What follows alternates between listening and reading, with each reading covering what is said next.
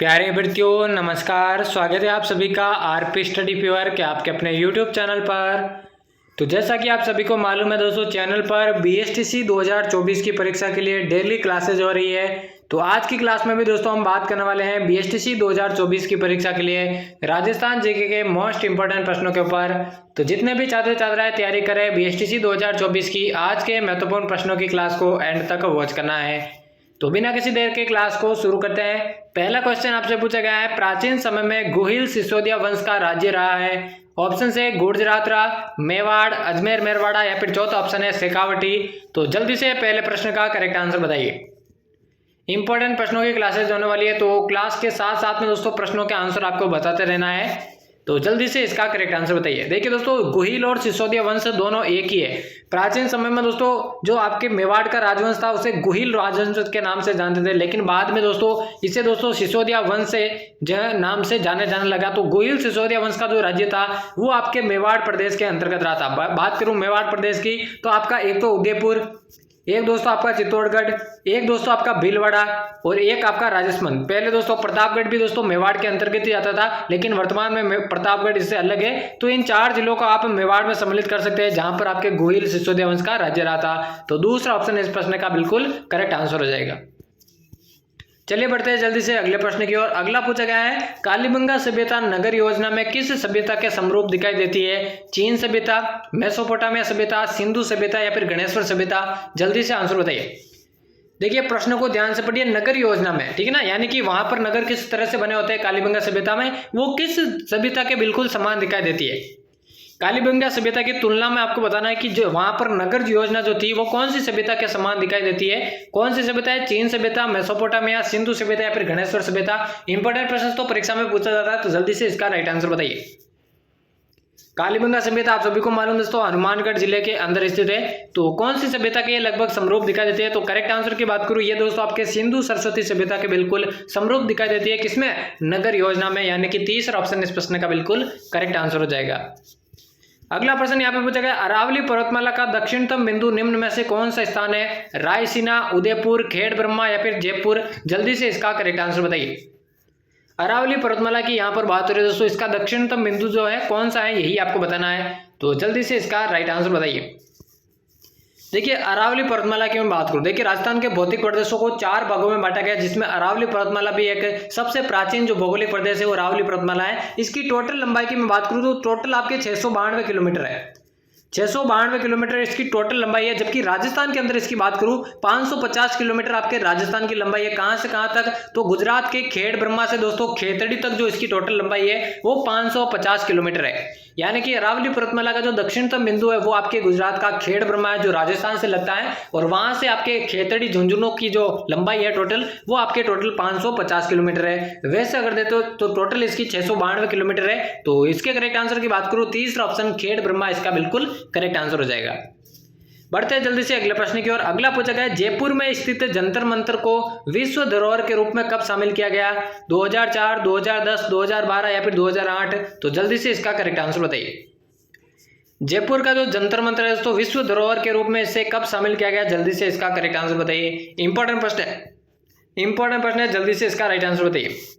देखिए जयपुर में जो जंतर मंतर स्थित है वो देखिए किसके द्वारा? सवाई जयसिंह द्वितीय के द्वारा। सवाई जयसिंह द्वितीय के द्वारा दोस्तों ये आपके जंतर मंतर बनाए गए, और ये जो जंतर मंतर है दोस्तों सबसे बड़ी जंतर मंतर कहलाती है। 5 स्थानों पर इसने जंतर मंतर का निर्माण कराया था। देखिए उज्जैन, मथुरा, वाराणसी और जयपुर और दिल्ली, लेकिन सबसे बड़ी जो जंतर मंतर है वो जयपुर की जंतर मंतर है। और इसे दोस्तों विश्व धरोहर के रूप में शामिल किया कब किया गया? 2004, 2010, 2012 या फिर 2008? तो इसे शामिल किया गया आपके 2010 के अंदर। दूसरा ऑप्शन इस प्रश्न का बिल्कुल करेक्ट आंसर हो जाएगा।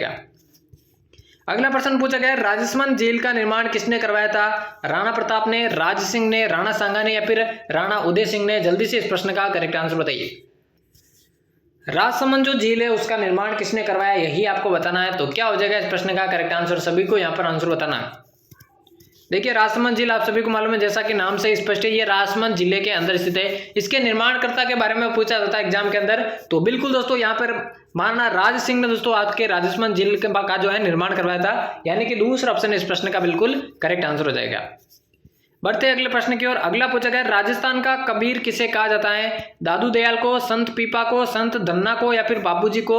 जल्दी से इसका राइट आंसर बताइए। टोटल देखिए 50 प्रश्नों की क्लास होने वाली है और प्रत्येक प्रश्न तो बार बार एग्जाम के अंदर रिपीट होने वाला है और आने वाली बीएसटीसी 2024 की परीक्षा के लिए भी ये प्रश्न महत्वपूर्ण साबित होने वाले हैं। तो क्लास को बिल्कुल भी मिस नहीं करना, सारे प्रश्न आपको अटेंड करने हैं। तो इस प्रश्न का क्या हो जाएगा राइट आंसर? इंपॉर्टेंट प्रश्न है, राजस्थान का कबीर किसको कहा जाता है, यही आपको बताना है। देखिए कबीर की मैं बात करूं, ये आपके जो है निर्गुण संप्रदाय से संबंधित है, ठीक है ना, निर्गुण भक्ति से संबंधित है। उसी प्रकार राजस्थान में जो है इनके पथ पर चलने वाला जो था निर्गुण भक्ति का, वो आपके संत दादू दयाल थे, ठीक है ना, संत दादू दयाल। नारायणा के अंदर दोस्तों दादू दयाल के जो है दादू संप्रदाय की आपकी जो है सबसे प्रधान पीठ स्थित है और राजस्थान का जो कबीर है वो बिल्कुल आपके संत दादू दयाल को ही कहा जाता है, यानी कि पहले ही ऑप्शन इसका बिल्कुल करेक्ट आंसर हो जाएगा। अगला प्रश्न यहाँ पे पूछा गया हमीर महल किस दुर्ग में स्थित है? चित्तौड़गढ़ दुर्ग, कुंभलगढ़ दुर्ग, रणथंभौर दुर्ग या फिर सिवाना दुर्ग? जल्दी से इस प्रश्न का करेक्ट आंसर बताइए। हमीर जो महल है वो कौन से दुर्ग में स्थित है, यही आपको बताना है। तो जल्दी से सभी अभ्यर्थी कमेंट में आंसर बताइए इसका। इंपॉर्टेंट प्रश्न तो परीक्षा में पूछा जा सकता है यहाँ पर, राजस्थान के दुर्गों से या फिर स्थापत्य कला से किसमें भी आप इसे ले सकते हैं। तो कौन सा ऑप्शन इसका बिल्कुल करेक्ट आंसर हो जाएगा? हमीर महल के बारे में यहाँ पर पूछा गया है। देखिए हमीर महल की मैं बात करूं, सवाई माधोपुर में जो स्थित है रणथंभौर का दुर्ग, वहां पे आपका हमीर महल स्थित है। इसके अलावा दोस्तों यहाँ पर देखिए और क्या क्या स्थित है, तो जैन मंदिर स्थित है यहाँ पर। इसके अलावा दोस्तों हमीर महल यहाँ पर देखिए दोस्तों 12 खंभों की छतरी यहाँ पर स्थित है। इसके अलावा दोस्तों त्रिनेत्र 12 खंभों की माफ कीजिएगा 32 खंभों की छतरी, ठीक है ना, 32 खंभों की छतरी एक मांडल वहां पर है आपके, और एक आपके सवाई माधोपुर यहाँ पर रणथंभौर दुर्ग के अंदर स्थित है, ठीक है ना।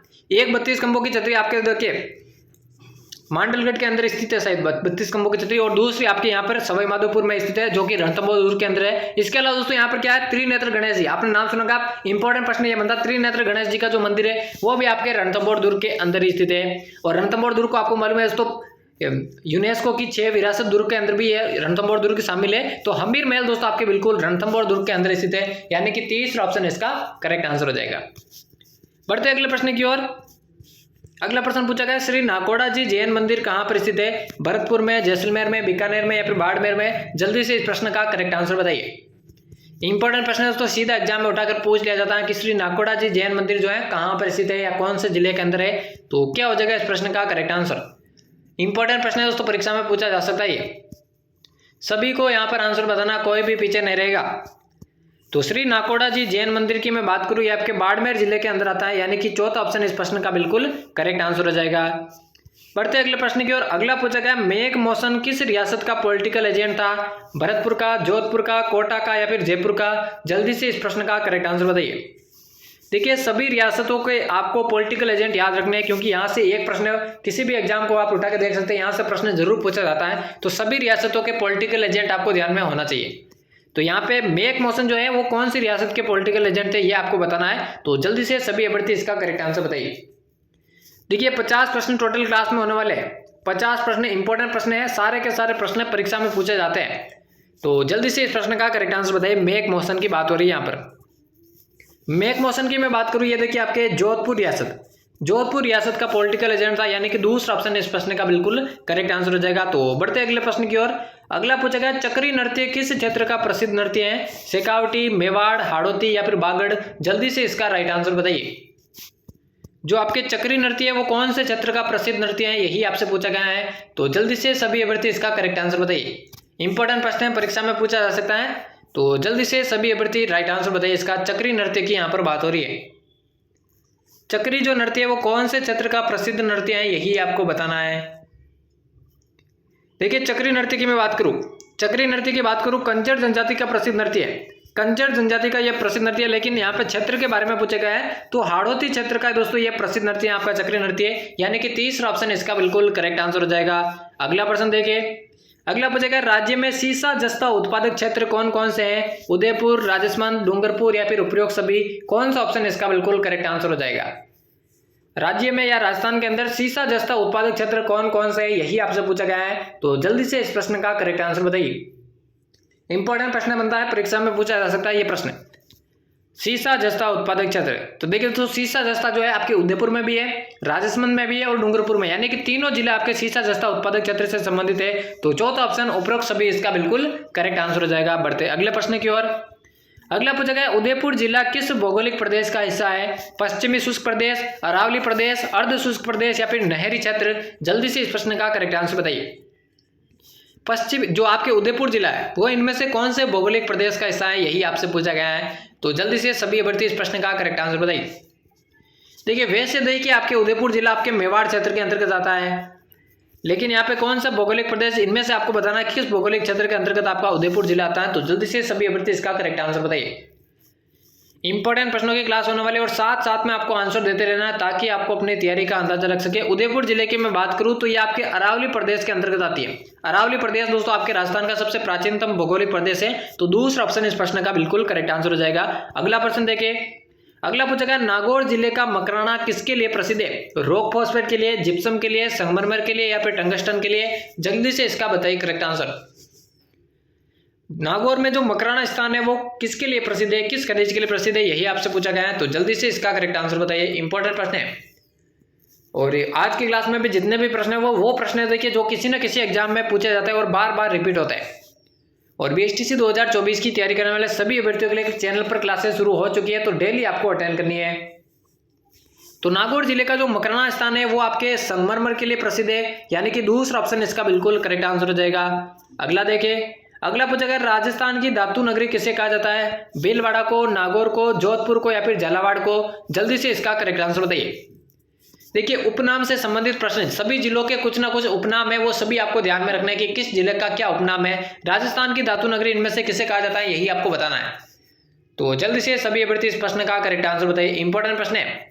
देखिए भीलवाड़ा का जो उपनाम है देखिए इसे अब्रक नगरी भी कहा जाता है, अब्रक नगरी इसे कहा जाता है। इसके अलावा इसे वस्त्र नगरी के नाम से भी जाना जाता है भीलवाड़ा को, ठीक है ना, ये आपको ध्यान में रखना है। जो आपके जोधपुर है इसे देखिए ब्लू सिटी भी कहा जाता है, यानी कि नील नगरी के नाम से, सूर्य नगरी के नाम से इसे जाना जाता है, ठीक है ना। और इसे मरुस्थल का प्रवेश द्वार भी कहा जाता है जोधपुर को। इसके अलावा दोस्तों झालावाड़ जो है इसे राजस्थान का नागपुर कहा जाता है। संतरों की सर्वाधिक पैदावार होने के कारण इसे राजस्थान का नागपुर कहा जाता है झालावाड़ को। इसके अलावा दोस्तों झालावाड़ को राजस्थान का आपके क्या कहा जाता है? राजस्थान का चेरापूंजी भी कहा जाता है, राजस्थान का चेरापूंजी भी कहा जाता है। इसके अलावा दोस्तों झालावाड़ को राजस्थान का विरासत नगरी भी कहा जाता है, विरासत नगरी के नाम से आपके झालावाड़ को जाना जाता है। तो ये कुछ उपनाम है जो आपको ध्यान में रखने हैं। राजस्थान की जो धातु नगरी है वो नागौर जिले को कहा जाता है, यानी कि दूसरा ऑप्शन इस प्रश्न का बिल्कुल करेक्ट आंसर हो जाएगा। अगला पूछा गया सिसोदिया वंश का शासन निम्न में से किस रियासत पर था? प्रतापगढ़, अलवर, झालावाड़ या फिर किशनगढ़? तो जल्दी से इसका करेक्ट आंसर बताइए। सिसोदिया वंश का शासन, जल्दी से इस प्रश्न का करेक्ट आंसर बताइए। इंपॉर्टेंट प्रश्न है, सभी को यहाँ पर आंसर बताना। देखिए कोई याद रहे ना रहे, लेकिन आपको सबसे पहले याद रखना है कि महाराणा प्रताप जो थे वो कौन से वंश से थे? तो वो आपके सिसोदिया राजवंश थे। इसी सिसोदिया राजवंश को प्राचीन समय में दोस्तों गुहिल राजवंश के नाम से ही जाना जाता था। तो सिसोदिया वंश का शासन, देखिए सिसोदिया वंश का शासन आपके देखिए चित्तौड़गढ़, भीलवाड़ा, राजसमंद और चित्तौड़गढ़, भीलवाड़ा, राजसमंद और उदयपुर, ये 4 जिले में आते थे। लेकिन यहाँ पे ऑप्शन में कोई नहीं देगा। तो देखिए प्रतापगढ़, मैंने पहले बताया था कि प्रतापगढ़ जो रियासत है वो प्राचीन समय में दोस्तों मेवाड़ के अंतर्गत ही आती थी, यानी कि इस रियासत पर भी आपके सिसोदिया वंश का शासन था। वर्तमान समय में दोस्तों ये मेवाड़ के अंतर्गत नहीं आती, लेकिन प्रतापगढ़ जो है प्राचीन समय में आपके सिसोदिया वंश के अंतर्गत ही आता था, यानी मेवाड़ के अंतर्गत ही आता था। तो इनमें से प्रतापगढ़ इसका बिल्कुल आपके करेक्ट आंसर हो जाएगा।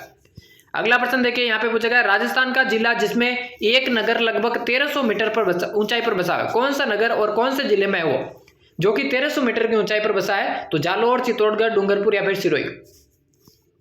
सबसे पहले तो आपको बताना राजस्थान का कौन सा जिला है, उसके अलावा उस नगर का नाम भी बताना जो कि 1300 मीटर की ऊंचाई पर बसा है। तो कौन सा ऑप्शन इसका बिल्कुल करेक्ट आंसर हो जाएगा, जल्दी से बताइए। इंपॉर्टेंट प्रश्न है दोस्तों, परीक्षा में सीधा उठाकर ये पूछ लिया जाता है। तो क्या हो जाएगा इस प्रश्न का करेक्ट आंसर?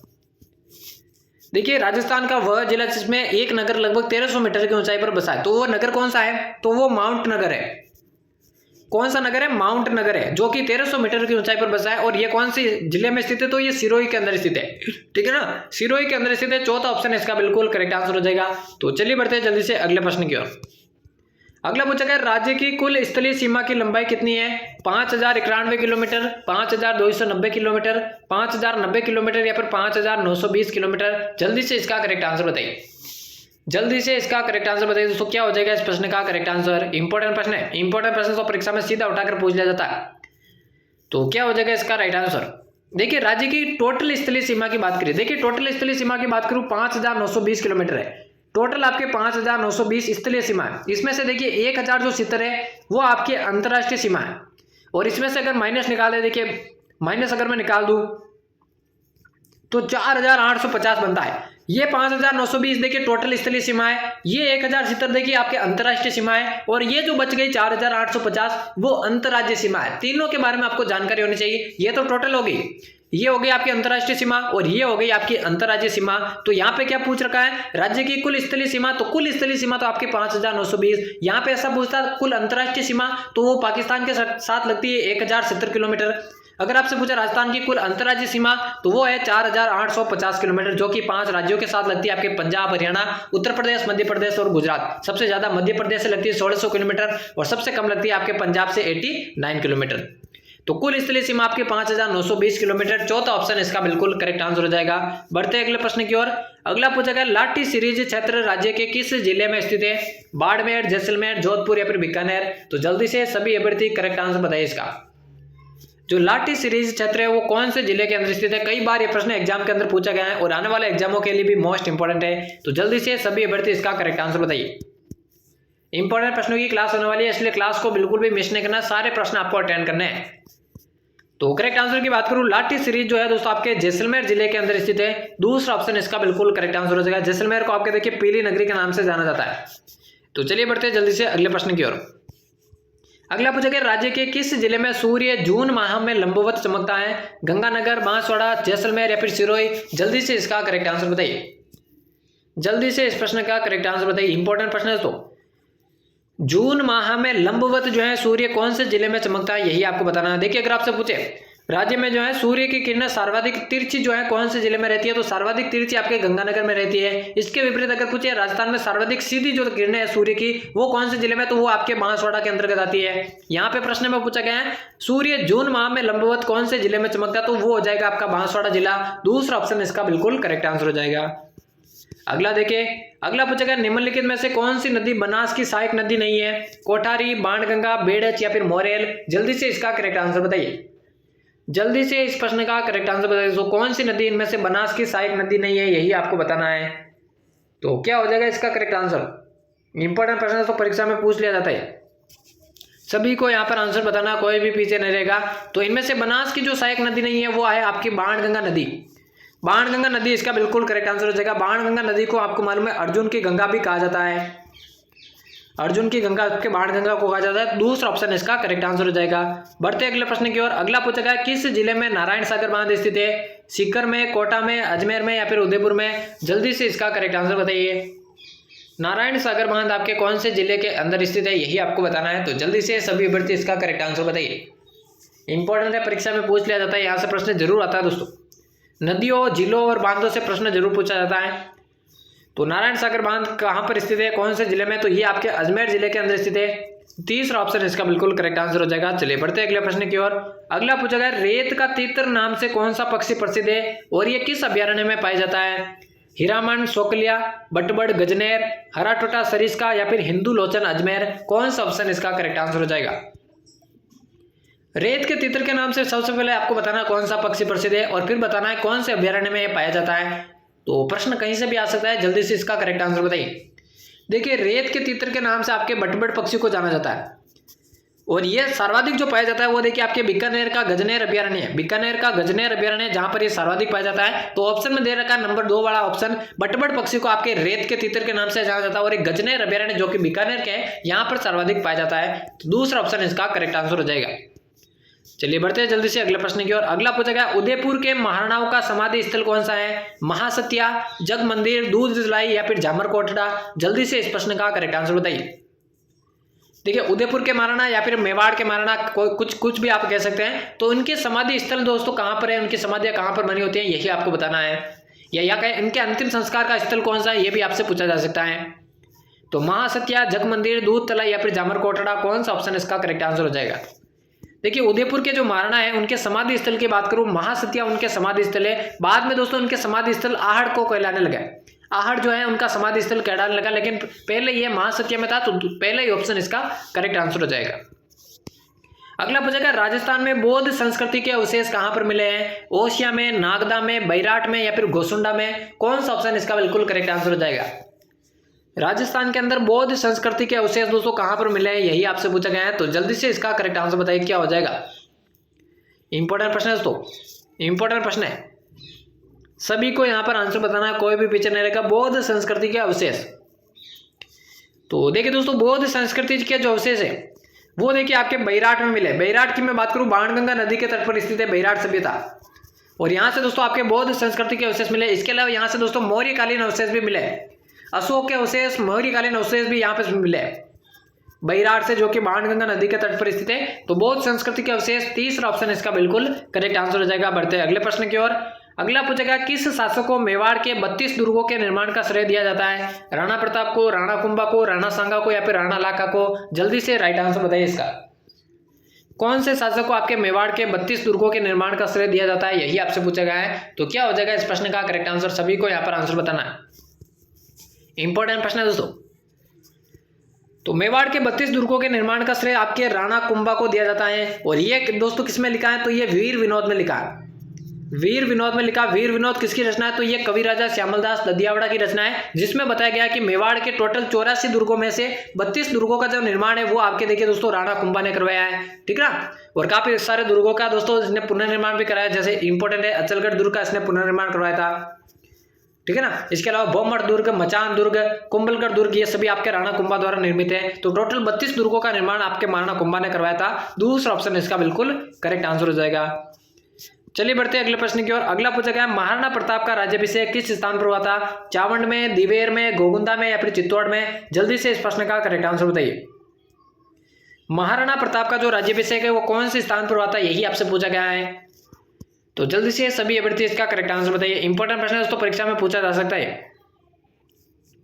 तो महाराणा प्रताप देखिए गोगुंदा के अंदर, गोगुंदा के अंदर देखिए आपके जो महाराणा प्रताप के पिता थे उदय सिंह, उनका अंतिम संस्कार किया गया था। उनका अंतिम संस्कार गोगुंदा में किया गया था, और गोगुंदा में दोस्तों आपके जो महाराणा प्रताप है उनका राज्याभिषेक कर दिया गया था, ठीक है ना। तो तीसरा ऑप्शन देखिए, पहले जगमाल को, महाराणा प्रताप के जो भाई थे जगमाल को यहाँ पर दोस्तों शासन दिया गया था, लेकिन जब उनका जो है अंतिम संस्कार किया गया था उदय सिंह का गोगुंदा के अंदर, वहीं पर दोस्तों आपके महाराणा प्रताप को जो है महाराणा स्वीकार कर लिया था, वहीं पर उनका राज्याभिषेक कर दिया गया था। तो तीसरा ऑप्शन इसका बिल्कुल करेक्ट आंसर हो जाएगा। चलिए बढ़ते हैं जल्दी से अगले प्रश्न की ओर। अगला पूछा गया, मेवाड़ का प्रथम शासक जिन्होंने सोने के सिक्के चलाए थे, बप्पा रावल, गुहिलादित्य, लक्ष्य सिंह, या फिर जैत्र सिंह? कौन सा ऑप्शन इसका करेक्ट आंसर हो जाएगा। मेवाड़ का प्रथम शासक इनमें से कौन सा था जिसने सोने के सिक्के चलाए थे, यही आपको बताना है। परीक्षा में ये प्रश्न जरूर पूछा जाता है, और क्लास के एंड में बताना दोस्तों टोटल 50 में से कितने प्रश्न आपके करेक्ट होते हैं, ताकि आपको अपनी तैयारी का अंदाजा लग सके। तो सबसे पहले मेवाड़ में जो सोने के सिक्के चलाए थे वो बप्पा रावल ने चलाए थे, यानी कि पहला ही ऑप्शन इसका बिल्कुल करेक्ट आंसर हो जाएगा। अगला पूछा गया, जोधपुर में राय का बाग पैलेस का निर्माण किसने करवाया था? फूला भटियाणी ने, अजिरंग दे ने, जसवंत दे ने, या फिर उमा दे ने? कौन सा ऑप्शन इसका करेक्ट आंसर हो जाएगा। देखिए राय का बाग पहले क्वेश्चन आया था कहां पर स्थित है, तो ये जोधपुर के अंदर स्थित है, और इसका निर्माण आपसे पूछा गया किसने करवाया था, यही आपसे पूछा गया है। तो जल्दी से इसका करेक्ट आंसर बताइए। इंपॉर्टेंट प्रश्न है, जोधपुर का जो राय का बाग है उसका निर्माण किसने करवाया था, यही आपको बताना है। तो जल्दी से आंसर बताइए। तो जोधपुर में जो राय का बाग है उसका निर्माण देखिए आपके रानी जसवंत देव ने करवाया था। तीसरा ऑप्शन इस प्रश्न का बिल्कुल करेक्ट आंसर हो जाएगा। बढ़ते हैं अगले प्रश्न की ओर। अगला पूछा गया है, हवा महल की तीसरी मंजिल का क्या नाम है? विचित्र मंदिर, रतन मंदिर, शरद मंदिर, या फिर प्रकाश मंदिर? जल्दी से इस प्रश्न का करेक्ट आंसर बताइए। क्या हो जाएगा इसका करेक्ट आंसर। इंपॉर्टेंट प्रश्न परीक्षा में पूछा जाता है। तो हवा महल की जो तीसरी मंजिल है उसका निर्माण या उसकी तीसरी मंजिल का क्या नाम है? हवा महल का निर्माण तो देखिए आपके सवाई प्रताप सिंह ने करवाया था, सवाई प्रताप सिंह ने आपके करवाया था। और इसकी जो तीसरी मंजिल है देखिए विचित्र मंदिर, विचित्र मंदिर आपकी जो है तीसरी मंजिल कहलाती है, जबकि रतन मंदिर आपके देखिए दूसरी मंजिल है, शरद मंदिर आपके देखिए पहली मंजिल है, और ये प्रकाश जो मंदिर है वो आपकी चौथी मंदिर है, और जो पांचवी मंदिर है, पांचवी या इमारत है या मंजिल है वो आपके हवा मंदिर है। पांचों मंजिल के नाम आपको क्रम से याद होना चाहिए। यहाँ पे तीसरी मंजिल के बारे में पूछा गया तो विचित्र मंदिर इसकी तीसरी मंजिल है, पहला ही ऑप्शन है इसका करेक्ट आंसर हो जाएगा। अगला प्रश्न देखिए यहाँ पे पूछा गया, पृथ्वीराज रासो ग्रंथ को किस कवि ने पूर्ण किया था? कलहण ने, जलहण ने, सोमदेव ने, या फिर जयानक ने? जल्दी से इसका करेक्ट आंसर बताइए। पृथ्वीराज रासो जो ग्रंथ है उसको किसने पूर्ण किया था, यही आपको बताना है।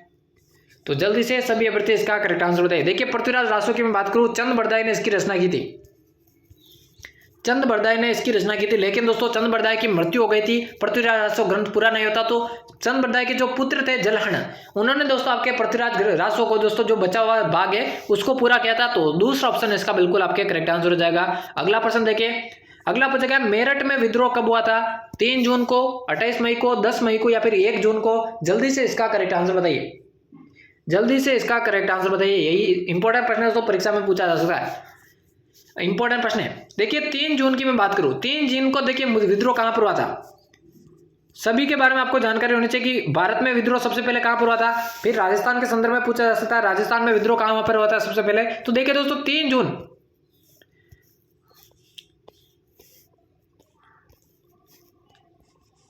जून को जो विद्रोह हुआ था नीमच के अंदर, 3 जून को नीमच छावनी में दोस्तों विद्रोह हुआ था। 28 मई को देखिए नसीराबाद के अंदर हुआ था। नसीराबाद को आपको मिला 28 मई 1857 को सबसे पहले जो राजस्थान में विद्रोह हुआ था वो नसीराबाद छावनी से हुआ था। और 10 मई को आपके मेरठ में विद्रोह हुआ था। भारत में अगर आपसे पूछे भारत में सबसे पहले क्रांति कब हुई और कहां पर हुई, तो 10 मई 1857 को आपके मेरठ में हुई, जबकि राजस्थान में 28 मई 1857 को नसीराबाद छावनी से हुई। तो मेरठ में विद्रोह कब हुआ था? तो 28 मई 1857 को हुआ था, यानी कि दूसरा ऑप्शन इसका करेक्ट आंसर हो जाएगा। अगला देखिए, अगला पूछा गया है मारवाड़ हितकारिणी सभा का गठन किसने किया था? भूप सिंह ने, माणिकलाल वर्मा ने, जयनारायण व्यास ने या फिर सूरजमल ने? कौन सा ऑप्शन इसका करेक्ट आंसर हो जाएगा? मारवाड़ हितकारिणी सभा का जो गठन है वो किसने किया था, यही आपसे पूछा गया है। तो जल्दी से सभी अभ्यर्थी इसका करेक्ट आंसर बताइए। और इसके राइट आंसर की बात करूं, मारवाड़ हितकारिणी सभा का गठन आपके जयनारायण व्यास ने किया था। जयनारायण व्यास को आप सभी को मालूम है शेर है राजस्थान, लक्कड़ फक्कड़ धनी का धनी कहा जाता है, अखंड भारत या अखंड ज्योति और आगी बाण जैसी कृतियां इन्होंने रची थी। इसके अलावा दोस्तों एक प्रसिद्ध पुस्तक है पोपाबाई की पोल, ठीक है ना, पोपाबाई की पोल, ये आपके जयनारायण व्यास द्वारा रचित। एग्जाम में ये प्रश्न पूछा जाता है। तो मारवाड़ हितकारिणी सभा का गठन भी आपके जयनारायण व्यास ने किया था। तीसरा ऑप्शन इसका करेक्ट आंसर हो जाएगा। चलिए बढ़ते अगले प्रश्न की ओर। अगला पूछा गया दिल्ली पर अधिकार करने वाला प्रथम चौहान शासक कौन था? पृथ्वीराज तृतीय, विग्रहराज चतुर्थ, अजयराज या फिर अर्णोराज? जल्दी से इसका राइट आंसर बताइए। दिल्ली पर अधिकार करने वाला प्रथम चौहान शासक कौन था, यही आपको बताना है। तो जल्दी से सभी अभ्यर्थी इसका करेक्ट आंसर बताइए। देखिए साथ साथ में आपको आंसर बताते रहना है।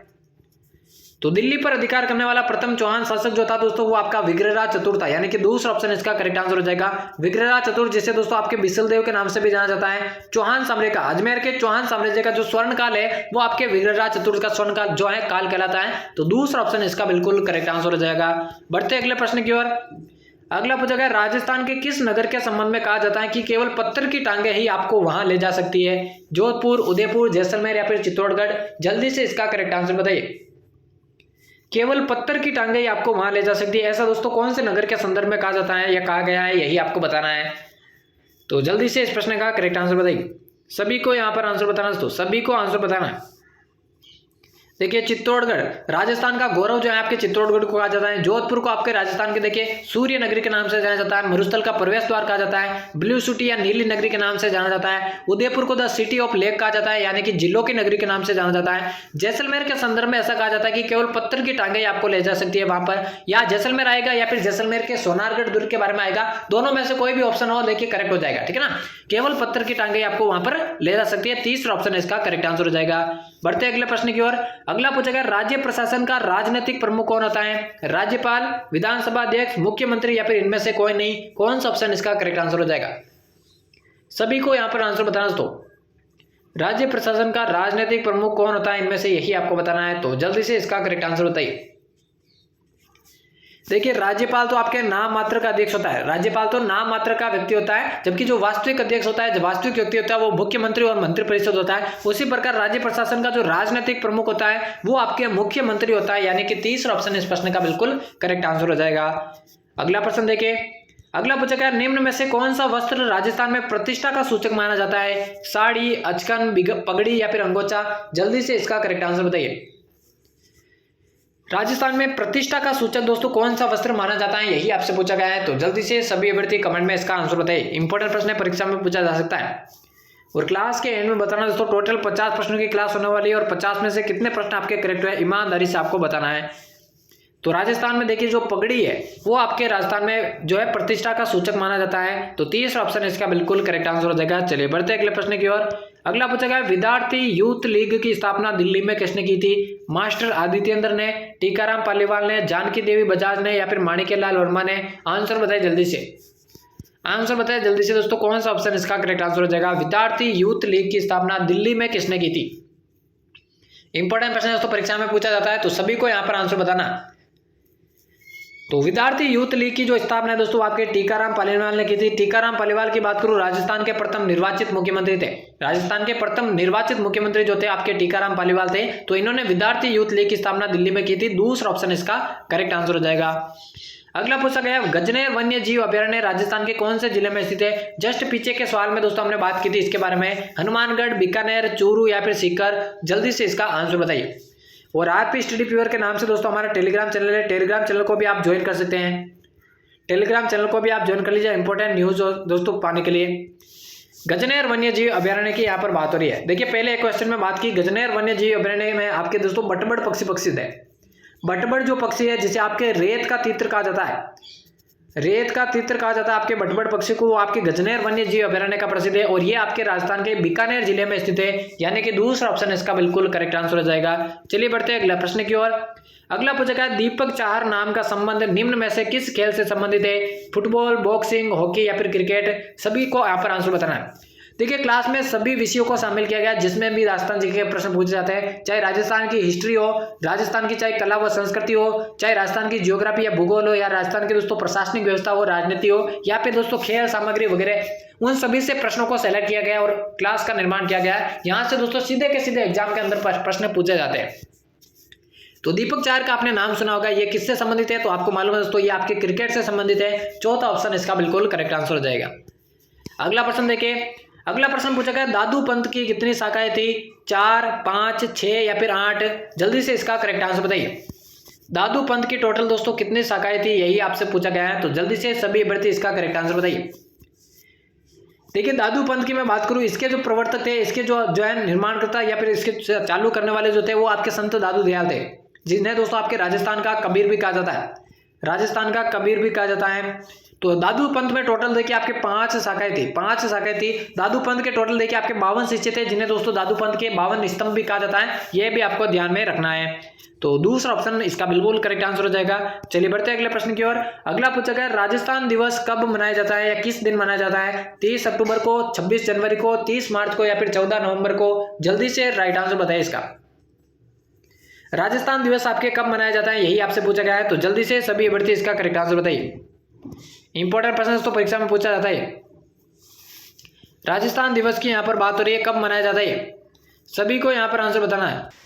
तो राजस्थान दिवस की मैं बात करूं, देखिए 2 प्रश्न यहाँ से पूछे जाते हैं। पहला तो राजस्थान दिवस, तो 30 मार्च को आपके दोस्तों राजस्थान दिवस जो है आपके मनाते हैं। क्यों मनाते हैं? क्योंकि दोस्तों इस दिन लगभग दोस्तों राजस्थान का लगभग दोस्तों निर्माण पूरा हो गया था। तो 30 मार्च को आपके राजस्थान दिवस मनाए जाते हैं। जबकि एक प्रश्न ऐसा पूछा जाता है राजस्थान स्थापना दिवस, राजस्थान स्थापना दिवस कब मनाया जाता है? तो वो मनाया जाता है 1 नवंबर को। दोनों प्रश्न अलग है, लेकिन दोस्तों शब्दों का फर्क है और दोनों प्रश्न दोस्तों अलग अलग है, विद्यार्थियों में कंफ्यूजन होता है, तो कंफ्यूज आपको नहीं होना है। राजस्थान दिवस की बात करूं, ये आपके 30 मार्च को मनाया जाता है, यानी कि तीसरा ऑप्शन इसका बिल्कुल करेक्ट आंसर हो जाएगा। चलिए बढ़ते हैं अगले प्रश्न की ओर। अगला यहाँ पे पूछा गया है महाराणा कुंभा द्वारा रचित ग्रंथ संगीत राज कितने कोशों में विभक्त है? 7, 4, 5 या फिर 6? जल्दी से इसका आंसर बताइए, जल्दी से इसका करेक्ट आंसर बताइए। जो संगीत राज है जो कि महाराणा कुंभा द्वारा रचित है, वो कितने कोशों में विभक्त है, यही आपसे पूछा गया है। तो जल्दी से सभी अभ्यर्थी करेक्ट आंसर बताइए इसका। तो महाराणा कुंभा की मैं बात करूं, देखिए दोस्तों महाराणा कुंभा की बात करूं, संगीत राज को टोटल इन्होंने 5 भागों में विभक्त किया था। 5 भाग, जैसे नृत्य रत्न कोश हो गया, वाद्य रत्न कोश हो गया, ये जो है आपके संगीत गीत रत्न कोश हो गया। संगीत राज को टोटल इस प्रकार से 5 भागों में इन्होंने विभक्त किया है। तो तीसरा ऑप्शन इस प्रश्न का बिल्कुल करेक्ट आंसर हो जाएगा। चलिए बढ़ते हैं अगले प्रश्न की ओर। अगला पूछा गया राजस्थान के किस जिले में टप्पूकड़ा औद्योगिक क्षेत्र स्थित है? जयपुर, अलवर, दौसा या फिर अजमेर? तो जल्दी से इसका राइट आंसर बताइए। देखिए चैनल को अभी तक सब्सक्राइब नहीं किया तो जल्दी से सब्सक्राइब करके बेल आइकन को प्रेस कर देना, क्योंकि डेली क्लासेज यहाँ पे बीएसटीसी 2024 के लिए लग रही है और पहली बार में बीएसटीसी में सिलेक्शन लेने के लिए आपको डेली क्लासेज अटेंड करने की जरूरत है। प्रश्न पूछा गया टप्पूकड़ा औद्योगिक क्षेत्र कहाँ पर स्थित है? तो करेक्ट आंसर की बात करूँ, ये आपके अलवर जिले के अंदर स्थित है, यानी कि दूसरा ऑप्शन इस प्रश्न का बिल्कुल करेक्ट आंसर हो जाएगा। चलिए बढ़ते हैं अगले प्रश्न की ओर। अगला पूछा गया राजस्थान में मोटा राजा के नाम से कौन प्रसिद्ध है? मारवाड़ का सुर सिंह, मारवाड़ का उदय सिंह, मारवाड़ का जसवंत सिंह या फिर मारवाड़ का गज सिंह? कौन सा ऑप्शन इसका बिल्कुल करेक्ट आंसर हो जाएगा? एग्जाम में पूछा जाता है कि मोटा राजा के नाम से कौन सा शासक प्रसिद्ध है, यही आपको बताना है। तो सभी को यहाँ पर आंसर बताना है, करेक्ट आंसर क्या हो जाएगा इसका। तो राइट आंसर की बात करूं, देखिए मारवाड़ या जोधपुर का जो उदय सिंह है उसे आप मोटा राजा के नाम से जो है जाना जाता है। ये दोस्तों जोधपुर या मारवाड़ का प्रथम शासक था जिन्होंने मुगलों की अधीनता स्वीकार की थी, उदय सिंह।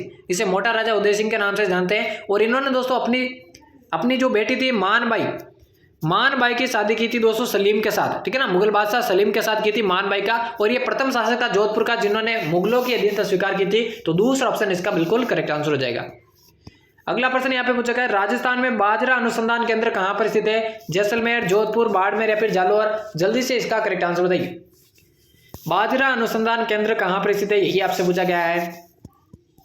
तो देखिए दोस्तों बाजरा अनुसंधान केंद्र की मैं बात करूं, ये जोधपुर के अंदर स्थित है। जोधपुर को देखिए आपके दोस्तों नीली नगरी या ब्लू सिटी के नाम से जाना जाता है। जोधपुर की बात करूं, इसे दोस्तों आपके सूर्य नगरी के नाम से जाना जाता है। जोधपुर की मैं बात करूं दोस्तों, जोधपुर में आपका बाजरा अनुसंधान केंद्र है। जोधपुर में देखिए आपकी काजरी प्रसिद्ध है, काजरी संस्थान स्थित है, काजरी। इसके अलावा दोस्तों आपरी यहाँ की प्रसिद्ध है, आपरी यहाँ की प्रसिद्ध है। इसके अलावा दोस्तों क्या प्रसिद्ध है, तो जोधपुर की दोस्तों जीरा मंडी प्रसिद्ध है। ये कुछ इंपॉर्टेंट फैक्ट्स है दोस्तों जोधपुर के बारे में। तो बाजरा अनुसंधान केंद्र दोस्तों राजस्थान के अंदर, ये जोधपुर के अंदर है, यानी कि दूसरा ऑप्शन इसका बिल्कुल करेक्ट आंसर हो जाएगा। चलिए बढ़ते हैं जल्दी से अगले प्रश्न की ओर। अगला पूछा गया, जयपुर चित्रकला शैली का स्वर्णकाल किस शासक के काल में माना जाता है? सवाई प्रताप सिंह, सवाई जय सिंह, सवाई ईश्वरी सिंह या फिर सवाई मान सिंह? कौन सा ऑप्शन इसका करेक्ट आंसर हो जाएगा? जयपुर चित्रकला शैली का जो स्वर्णकाल है किस शासक के काल को माना जाता है, यही आपसे पूछा गया है। तो सभी को यहाँ पर आंसर बताना है दोस्तों। जयपुर चित्रकला शैली की यहाँ पर बात रही, कौन सा ऑप्शन बिल्कुल इसका करेक्ट आंसर हो जाएगा? सभी को साथ साथ में आंसर बताते रहना है। तो जयपुर चित्रकला शैली की मैं बात करूं, इसका जो स्वर्णकाल है देखिए सवाई प्रताप सिंह के शासनकाल को कहते हैं। पहला ही ऑप्शन इसका बिल्कुल करेक्ट आंसर हो जाएगा। चलिए बढ़ते हैं अगले प्रश्न की ओर। अगला देखिए यहाँ पे पूछा गया है, राजस्थान में सर्वाधिक फेल्सपार उत्पादक जिला कौन सा है? डूंगरपुर, अजमेर, भरतपुर या फिर चित्तौड़गढ़? जल्दी से इसका करेक्ट आंसर बताइए। राजस्थान में सर्वाधिक फेल्सपार कहां पर उत्पादित होता है या कौन से जिले में उत्पादित होता है, यही आपसे पूछा गया है। तो जल्दी से इस प्रश्न का करेक्ट आंसर बताइए। इंपॉर्टेंट प्रश्न परीक्षा में पूछा जा सकता है। और टोटल 50 में से कितने प्रश्न आपके करेक्ट होते हैं, ये आपको ईमानदारी से कमेंट बॉक्स में क्लास के एंड में बताना है, ताकि आपको अपनी तैयारी का अंदाजा लग सके। और चैनल को अभी तक सब्सक्राइब नहीं किया तो जल्दी से सब्सक्राइब करके बेल आइकन को प्रेस कर देना डेली क्लासेज अटेंड करने के लिए। तो राजस्थान में सर्वाधिक फेल्सपार की बात करूँ, आपके अजमेर जिले में उत्पादित होता है, यानी कि दूसरा ऑप्शन इसका बिल्कुल करेक्ट आंसर हो जाएगा। अगला देखे, अगला पूछा गया, नेवरी आभूषण कहां पर पहना जाता है? नेवरी आभूषण के बारे में एग्जाम में पूछा जाता है। नेवरी आभूषण कहां पर पहना जाता है? दांतों में, हाथों में, गले में या फिर पांवों में? जल्दी से इसका करेक्ट आंसर बताइए। देखिए नेवरी की तरह एक आभूषण है आपका, कौन सा? बेसरी आभूषण। बेसरी आभूषण के बारे में भी एग्जाम में पूछा जाता है। तो बेसरी आभूषण तो देखिए आपके नाक के अंदर पहना जाता है, बेसरी आभूषण आपके नाक के अंदर पहना जाता है, लेकिन नेवरी आभूषण कहां पर पहना जाता है, यह आपसे पूछा गया है। तो कौन सा ऑप्शन इसका करेक्ट आंसर हो जाएगा? नेवरी आभूषण की बात हो रही है। तो नेवरी आभूषण की मैं बात करूँ, या देखिए दोस्तों आपके कहां पर पहना जाता है, तो ये पांवों के अंदर पहना जाता है, यानी कि चौथा ऑप्शन इसका बिल्कुल करेक्ट आंसर हो जाएगा। चलिए बढ़ते हैं जल्दी से अगले प्रश्न की ओर। अगला प्रश्न देखिए यहाँ पे पूछा गया है, किस समाचार पत्र के माध्यम से विजय सिंह पथिक ने बिजोलिया किसान आंदोलन को भारत में चर्चित बनाया था? केसरी, प्रताप, यंग इंडिया या फिर मराठा? कौन सा ऑप्शन इसका करेक्ट आंसर हो जाएगा? किस समाचार पत्र के माध्यम से विजय सिंह पथिक ने बिजोलिया आंदोलन को भारत में चर्चित बनाया? देखिए बिजोलिया आंदोलन की बात करूं, ये आपके देखिए 1897 में शुरू हुआ था और 1941 में, यानी कि टोटल आपके 44 वर्षों तक चला था बिजोलिया किसान आंदोलन। और इस दौरान कई सारे नेता ही चेंज होते हैं जिन्होंने बिजोलिया किसान आंदोलन का नेतृत्व किया था। तो प्रताप समाचार पत्र के माध्यम से, जो कि माणिक्यलाल वर्मा के द्वारा रचित है, प्रताप समाचार पत्र के माध्यम से विजय सिंह पथिक ने दोस्तों संपूर्ण भारत में देखिए आपके बिजोलिया किसान आंदोलन को चर्चित बनाया था, यानी कि दूसरा ऑप्शन इसका करेक्ट आंसर हो जाएगा। और आज के महत्वपूर्ण प्रश्नों की क्लास का ये होने वाला है अंतिम प्रश्न। यहाँ पर आपसे पूछा गया है, विश्व की सबसे बड़ी तोप जय बाण का निर्माण किसके द्वारा करवाया गया? मिर्जा राजा जय सिंह, सवाई जय सिंह द्वितीय, महाराजा मान सिंह प्रथम या फिर सवाई प्रताप सिंह? कौन सा ऑप्शन इसका करेक्ट आंसर हो जाएगा? और 50 में से देखिए टोटल आपके कितने करेक्ट है, ईमानदारी से आपको कमेंट बॉक्स में बताना है। तो विश्व की सबसे बड़ी तोप जय बाण ये आपके दोस्तों जयपुर में स्थित है। और जयपुर में भी बात करें, जयगढ़ के दुर्ग में ये स्थित है, जयगढ़ के दुर्ग में आपके स्थित है। तो जय बाण का जो निर्माण है उसके करेक्ट आंसर की बात करूं, इसका निर्माण आपके सवाई जय सिंह द्वितीय ने करवाया था। दूसरा ऑप्शन इस प्रश्न का बिल्कुल करेक्ट आंसर हो जाएगा। तो यहाँ पर हमारे बीएसटीसी 2024 की परीक्षा के लिए राजस्थान जीके के 50 इंपॉर्टेंट प्रश्नों की एक और क्लास समाप्त होती है, जिसमें सारे के सारे प्रश्न परीक्षा में आने लायक है। तो उम्मीद करता हूँ आज की क्लास आपको पसंद आई होगी। ऐसी क्लासेस चैनल पर आगे भी पाने के लिए चैनल को सब्सक्राइब करके बेल आइकन को प्रेस कर देना। और आरपी स्टडी प्योर के नाम से टेलीग्राम चैनल है, जिसको आप ज्वाइन कर सकते हैं महत्वपूर्ण सूचनाएं पाने के लिए। तो मिलते हैं किसी और नई क्लास में, तब तक लेते हैं आप सभी से अलविदा। धन्यवाद।